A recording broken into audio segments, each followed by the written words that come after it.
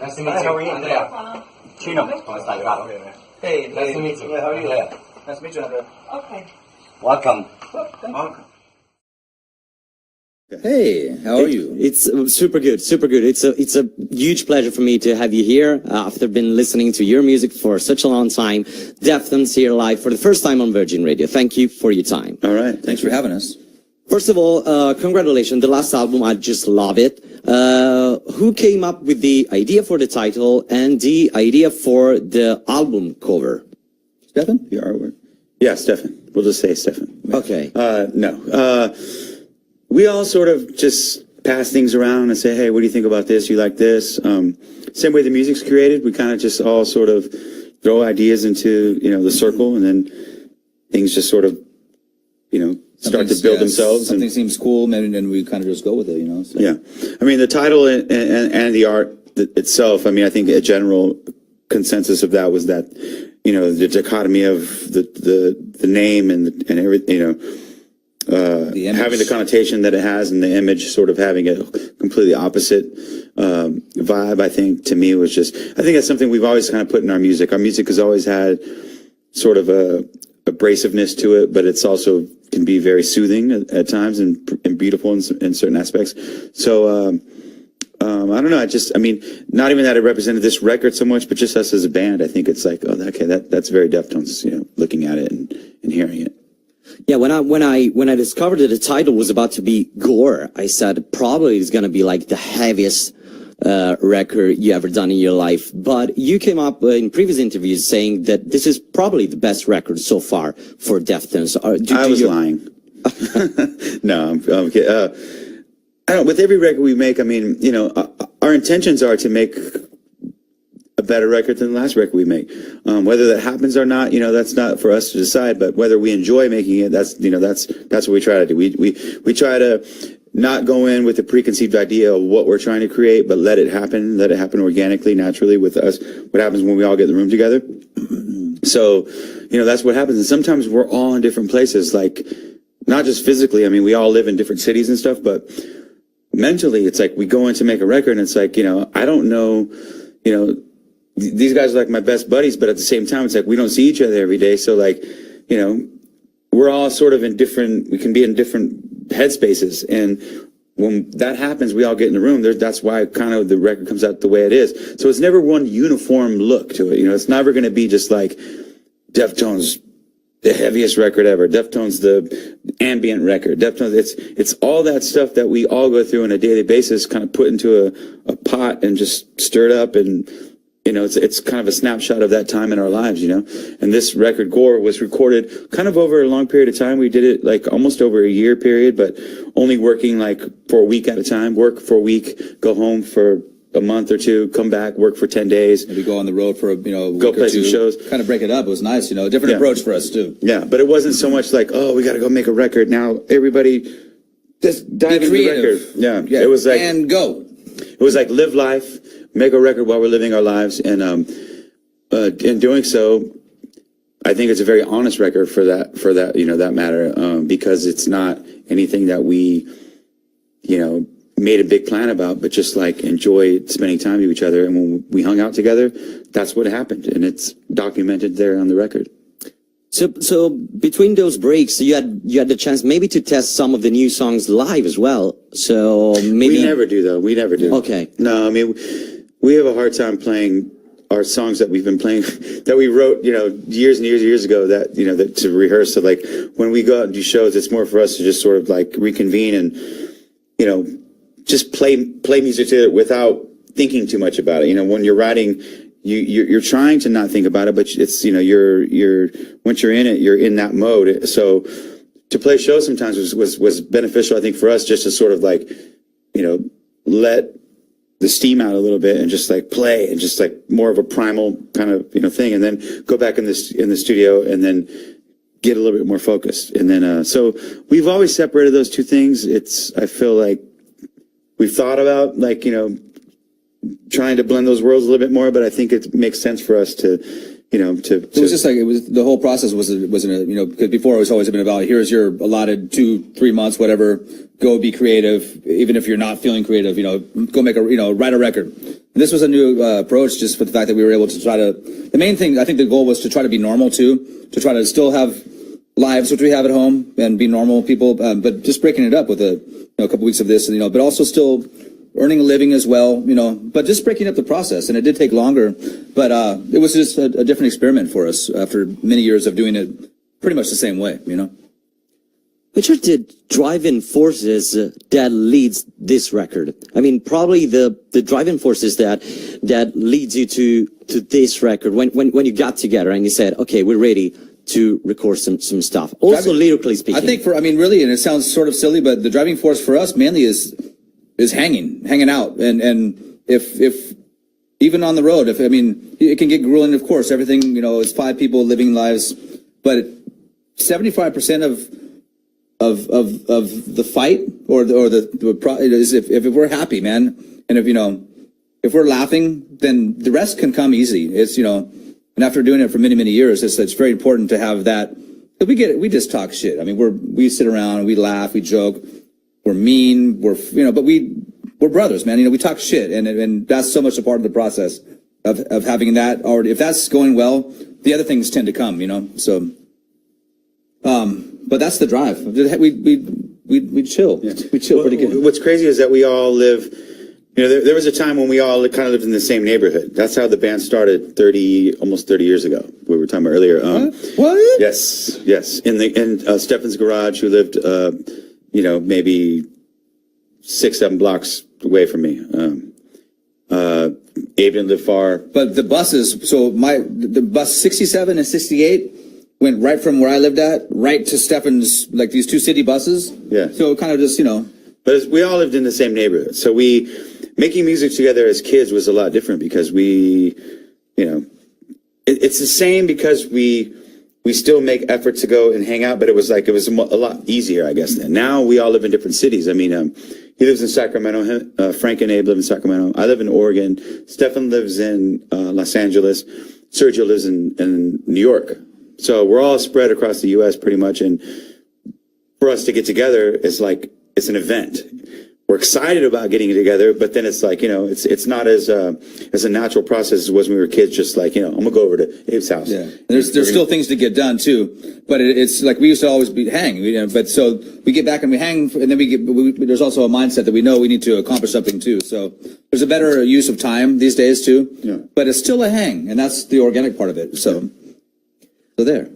And lyrically speaking, the first song out of Gore, Prayers Triangles, has this sentence saying, a new demon inside of me. So that feeling of anxiety is still probably one of the main subject for your lyrics, or it's just a figurative thing that you like to point out? Well, the lyric is a new, strange, demon inside me. So it's maybe something, not the same as what it used to be, whatever. And it's not to be taken that literal itself either. It's just sort of a metaphor for a lot of things. But that song really, in itself, Prayers and Triangles, it's a dichotomy, a juxtaposition of itself. The whole song, even the way it sounds. It's got really these super, sort of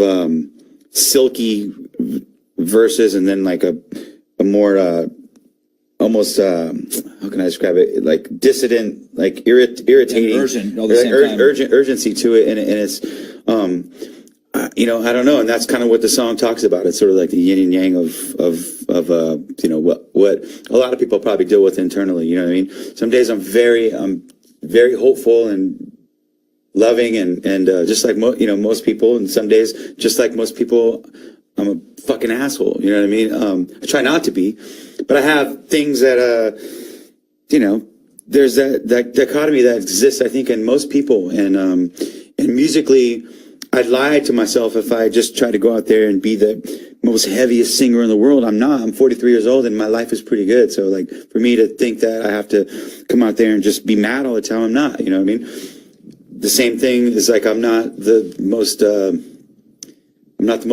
pleasant person all the time either. I live pretty much like everybody else. So that song is just I don't know. It's goes back to kind of what we were saying about Deftones always having this thing of, you know, beauty and urgency and all this stuff sort of mixed in together. And that song was something that sonically it sounded like that in the beginning. So I just kind of wrote the words in line with the way that the song made me feel. I just reacted to it. Because you anticipated me. I was about to tell you that I saw you live last time you came here, and I had that kind of positive vibration seeing you live. So to me, also as a fan, it's that dichotomy. It's pretty real. I mean, some lyrics are very, you know, in that kind of way, but then there's so much positivity, good vibration, people just enjoying the show, you enjoying the show with the people. That's something that it's very, you know, flattering for us as fan. So this kind of dichotomy, it's very cool, in my opinion, for a band like Deftones, who's been together for so many years. Going on talking about Gore album, there's another song called Doom User. We're live on Facebook. So which is your relation with social media lifestyle and, you know, especially new generation? They're probably are approaching to Deftones, even on Virgin Radio, this time for the first time. Do you consider them part of that generation, just doomed users? That's funny you say that. That title I've had for years and years and years, and it is it's sort of, it came to light because of technology. That was what the name was for, but it also fit to a lot of other things that were going on in life, like drug addictions, all kinds of stuff. Like to me, it fit to a lot of different things that I've experienced in my time on this planet and in the last 15 years or so, 10 years, whatever. But I've always loved that title. Now to social media, I'm not like anti-social media at all. I actually I use social media to an extent. I don't use it. I don't think I use it how, you know, probably the way that most people do. I mean, I use it to share a lot of time. I don't really communicate back and forth. I feel like sometimes with social media, it's a little bit too accessible. Like people are too accessible. So people, like, I don't want to make myself that accessible. I enjoy sharing things with people. Most of the times, like I have like Twitter, for instance, and I don't even know how many followers I have. I don't have that many, but the people that do follow me on there, most of them know that I'm not going to be on there like talking to people and answering questions or. I just drank water. Yes, or like even like mostly what I use it for is to like share some music that I like, a video that I like, some National Geographic thing that's interesting to me, or something that's, you know, sharing things. Not always have to be things about myself, but just sharing things in general. And even I don't even do that so often, but that's usually what I utilize it for. Facebook, I do have Facebook, but it's only my small niche of family and my brothers and sisters and my cousins and my friends, you know, close friends. But it's not public, you know what I mean? And so I'm not like, I don't use it for advertising, I guess, you know, for Deftones or any of my projects or anything. Maybe that's not smart. Maybe I should, but I don't feel that way. I feel like I kind of have it, I use it the way I like to use it. You know what I'm saying? So it's not like, but though some people, it does benefit them a lot. You know what I mean? Especially like young bands and things like that, you know.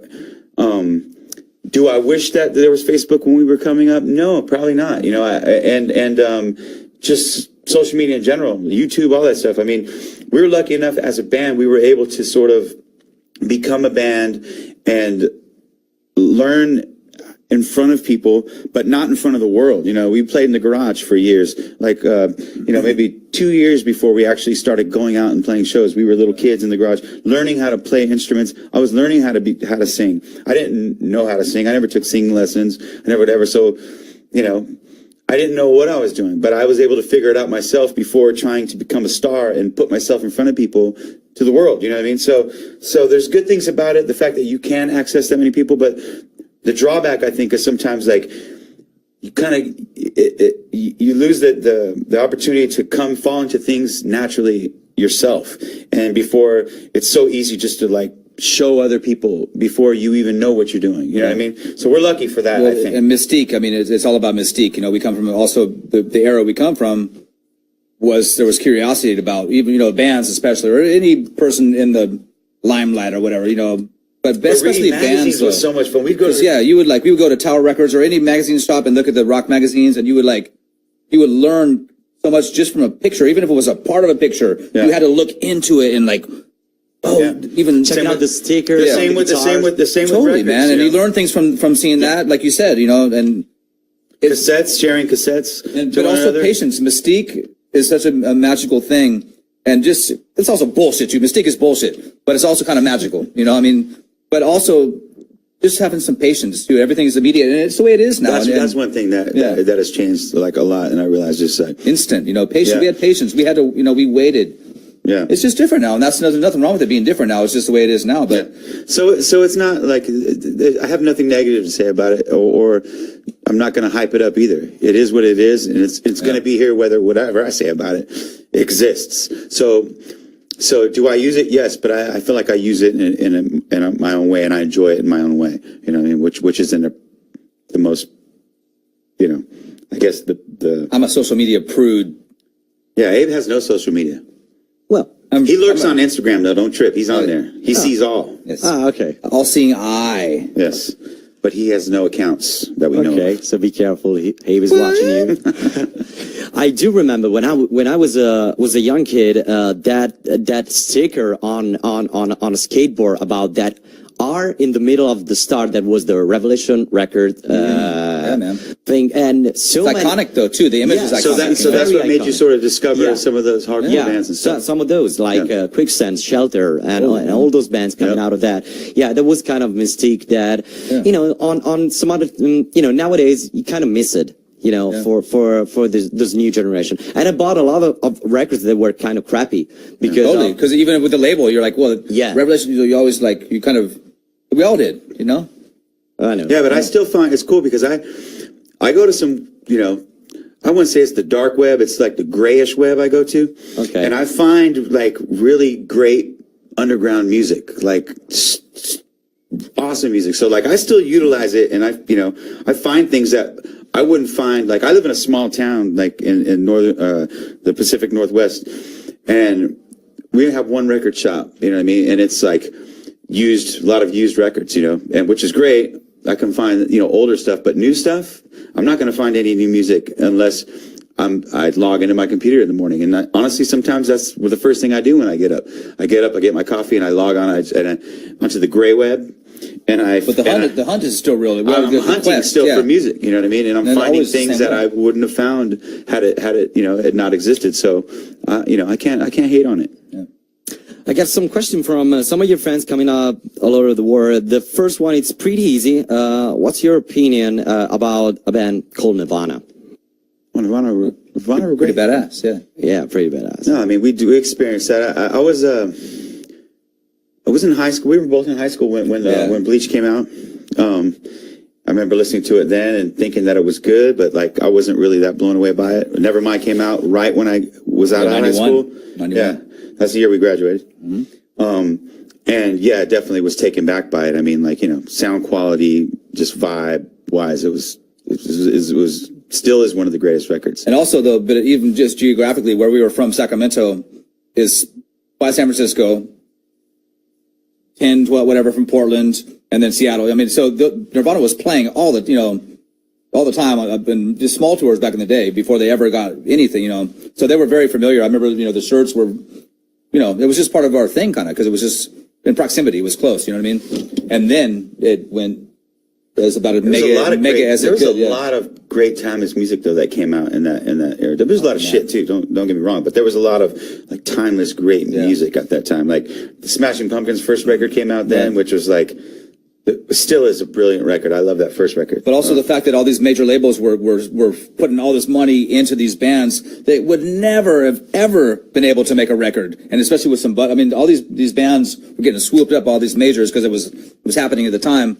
There was no way in hell that any of these bands, like they could make, Mudhoney got signed to whatever, but all these, so many bands had major label money for a second and were able to make records that were badass records, I mean, Pony Express record. Oh, that's great. Shout I out mean, to just Think, for instance, yeah. And that was just a phase in time, and because those bands would never get, they could make any records, but they could, they actually had some exposure on a different level. It lasted for a good 5, 6, 8 years, whatever, 10 years. Trippy time, cool time. Kind of miss it. Yeah. I got another question. One guy is asking, how was it working with Norma Jean? Because you name like different projects. Yeah, you know what's crazy is that like so that's popped up the other day. That song, I forgot that I did it. I don't remember. I do remember actually a little bit. I recorded with Ross Robinson at his house in Venice, right? and I was gonna say Malibu, Venice, yeah. And I remember sort of being in this room. It was like a little stone like room, and I remember writing the music to it, whatever, but I don't really remember. I don't even remember the song. The other day it popped up and I was like, I was going to listen to it because I forgot what it sounded like, whatever. But I remember they were very nice guys and whatever. And, Ross, who is an old friend of ours, obviously he called me and asked me if I'd come and do it with him. And I think we wrote like 2 or 3 songs. And like I said, I don't remember any 3 of them, but I know one of them ended up on their record. Yeah. Yeah, it's one of that occasion when internet helps you. I totally lost the fact that you had a collaboration with Whitechapel. I forgot about that one too. Yeah, I mean, I just discovered just like less than 1 year ago. So Yeah. that it's just part of something that can come out of the web. It's fun though. I like when people ask me to do stuff, whatever. If they're like. The fact that they're excited they want to hear my voice on it, whatever. I mean, a lot of times I don't have time to do it, but if I do, and like with that Whitechapel one was easy because they wrote the lyrics, like everything he sent to me. Here's a song, here's how the words go, blah blah, and it took me like 5 minutes to record it. It was just like, okay, here's the words, sing it. Like, and I was actually already in the studio with Crosses recording. I was in the middle of recording that record, so it was like. I pulled it up on the thing and just sang it really quick, screamed it. Actually didn't even have to sing, just had to scream. And that was it. And then I hadn't never met them either. So it was just like, I had a mutual friend, somebody who I know very well, who's from Sacramento. This guy Sean Carano, and he's been a great friend to all our band and everybody in Sacramento for a long time. So it was more of like a favor for him, and it ended up being nice guys, whatever. But yeah, but it's like if you played me the song right now, I wouldn't remember. All this collaboration, did it help the creation of new music for Deftones also? Like, not thinking about the collaboration, but the side project that you had through the years? Not really. I mean, I enjoy just creating stuff, anytime. So maybe just creating outside of Deftones to me has always just been fun. I mean, it's just different. It's just different people. So it's doing different things, and it's usually other people's ideas. I've never done a side project that's been like my ideas. Any of my ideas are always Deftones songs. So usually it's someone else has an idea, and then it's me just reacting to their idea. So it's just different, you know what I mean? But it's my voice, and a lot of the time, sometimes my words, like with Crosses or something like that. But other than that, it is what it is, kind of. It's just like killing time. There's people asking for you in South America. Have you planned already something to go back there? Maybe right? I wish. Yeah, soon. Hopefully, we've been very lucky over the years to go down many times, and I would imagine sometime in the future. Always have an amazing time. Yeah, I don't know. Okay, I'm the last person to know. Just wait. Just wait. That's the best thing. You're about to have a tour in the UK with another band that I love, like AFI. Is it is it flattering for you to find connection with the bands that are on tour with you? Do you have any connection, for example, with Devi Evok's band? With AFI? Yeah. Yeah. I mean, well, the biggest connection is that we have the same managers. So, but I mean, long before that, I met them years ago. Just actually, it's actually kind of funny. I met Davey in an elevator and at a hotel. Like one day, I think when we were there, I was actually recording some Team Sleep stuff in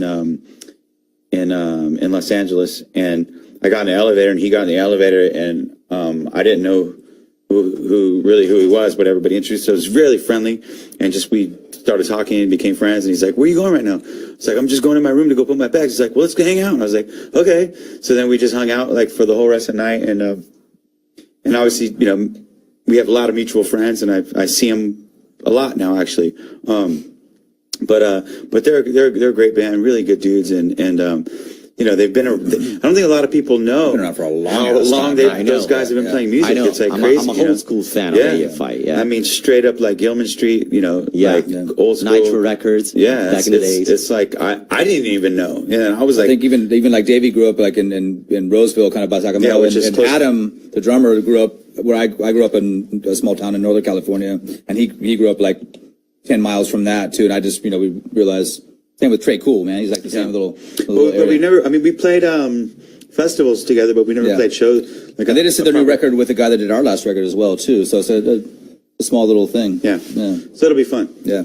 I wish I could join you for that tour, but I'm going to join you tonight for the performance in Milan. It's going to be a great show, I'm sure. And there are a few tickets still available if you want to come to Milan. I don't know where you're watching now. You should come. Yeah, you should. That's for sure. I've seen some of your set list. I'm super excited for tonight. So thank you for being part of Virgin Radio so far. Cool. Thank you for your music in the last 30 years. I have a question for you. Yep. Did anybody ever tell you that you look like Tobias from Ghost? Totally, man. From Ghost. Yes. Come over here. Where's the cameras at? Where are the cameras? Can they see you? Or there? Can they see you? Yeah. Okay. Totally looks. So I'm going to sell out Ghost. If anybody wants to know what Ghost looks like, the Papa, Wow. you look just like I've just seen him like covered with paintings, so I never. This whole time I've been looking at it like, man, is that Tobias? Yes, you look. For real, dude. That's kind of strange. I'm gonna save it. He's a good guy. Okay. Thank you once again for your music and for your time. Thanks for having us. Definitely.